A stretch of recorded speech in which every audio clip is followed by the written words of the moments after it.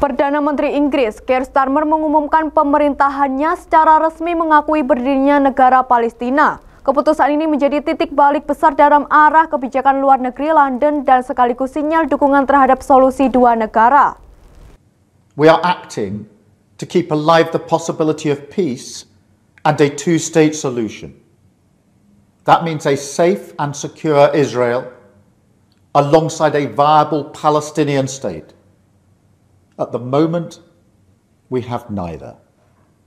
Ordinary people, Israeli and Palestinian, deserve to live in peace, to try to rebuild their lives free from violence and suffering. That's what the British people desperately want to see. Yet, almost 2 years after the barbaric attacks of October the 7th, hostages are still held by the terrorists of Hamas. Recent images show the hostages suffering and emaciated. Hamas even refuse to release all the bodies of the dead. I have met British families of the hostages. I see the torture that they endure each and every day, pain that strikes deep in people's hearts across Israel and here in the United Kingdom. The hostages must be released immediately, and we will keep fighting to bring them home. Let's be frank. Hamas is a brutal terror organization. Our call for a genuine two-state solution is the exact opposite of their hateful vision. So we are clear. This solution is not a reward for Hamas because it means Hamas can have no future, no role in government, no role in security. And we have already prescribed and sanctioned Hamas, and we will go further. I have directed work to sanction other Hamas figures in the coming weeks. Meanwhile, the man-made humanitarian crisis in Gaza reaches new depths. The Israeli government's relentless and increasing bombardment of Gaza, the offensive of recent weeks, the starvation and devastation are utterly intolerable. Tens of thousands have been killed, including thousands as they tried to collect food and water. This death and destruction horrifies all of us. It must end.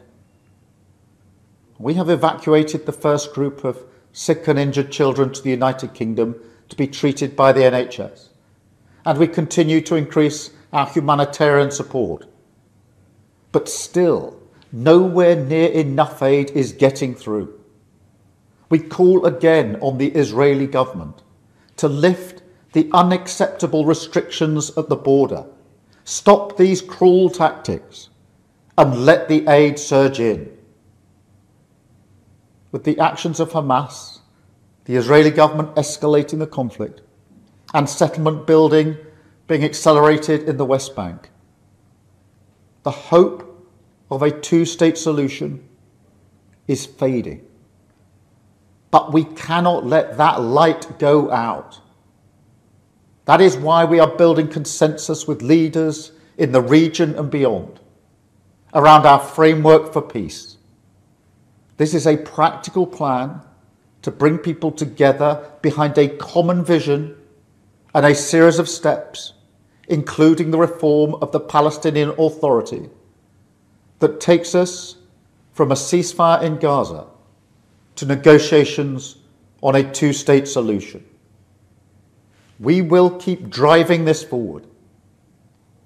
As part of this effort, I set out in July the terms upon which we would act in line with our manifesto to recognise Palestinian statehood. That moment has now arrived. So today, to revive the hope of peace and a two-state solution, I state clearly, as Prime Minister of this great country, that the United Kingdom formally recognises the state of Palestine. We recognised the state of Israel more than 75 years ago as a homeland for the Jewish people.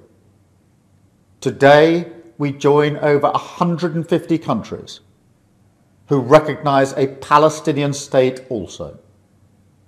A pledge to the Palestinian and Israeli people that there can be a better future. I know the strength of feeling that this conflict provokes. We have seen it on our streets, in our schools, in conversations we've had with friends and family. It has created division. Some have used it to stoke hatred and fear, but that solves nothing. Not only must we reject hate, we must redouble our efforts to combat hatred in all its forms. We must channel our efforts, united together in hope, behind the peaceful future that we want to see. The release of the hostages, an end to the violence, an end to the suffering, and a shift back towards a two-state solution as the best hope for peace